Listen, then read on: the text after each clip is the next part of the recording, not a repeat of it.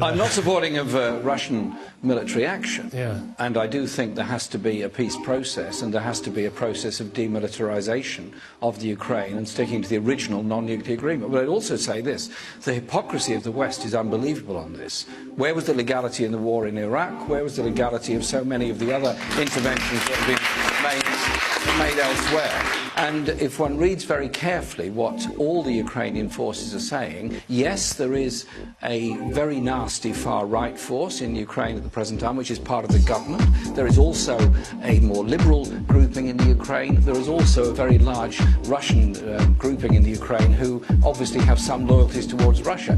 Does the Ukraine break up? That's a matter for the Ukrainian people. But the idea that we should move the whole thing in rhetoric towards some kind of military war against Russia seems to me an absolute disaster. I think the wider issue is that the EU has got very close to NATO. NATO has been pushing very hard to expand eastwards. Inevitably, Russia is going to get very nervous if NATO sets up bases all around its borders. That in turn encourages Russian militarism. Can't we go back to the point where Ukraine was a nuclear-free country and start to demilitarize and de-escalate the situation and allow a proper debate, much longer than a week, for people to decide their own future in the Ukraine? And it seems to me there's a terrible danger of a rush to a combination of an economic and a military war, and goodness knows what the consequence of that will be.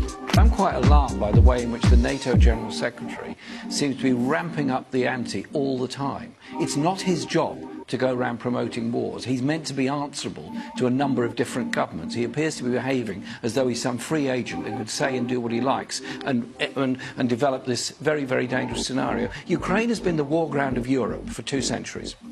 Millions have died in Ukraine from famine, from war, from occupation and from disasters. Let's not visit that upon them again. Let's try and de-escalate, demilitarize and bring about some kind of dialogue and peace process which will guarantee a peaceful future for those people and for Europe. I'm not sure that the Russian people, having lost so many in Afghanistan in the past, want to see Russian lives lost in the Ukraine any more than people in this country want to see us going into some ludicrous, futile war. Let's start from the point of a political settlement, not start from the point of building up armed forces, moving fighter jets to Poland, mobilising the fleet and all these kind of things, negotiate through.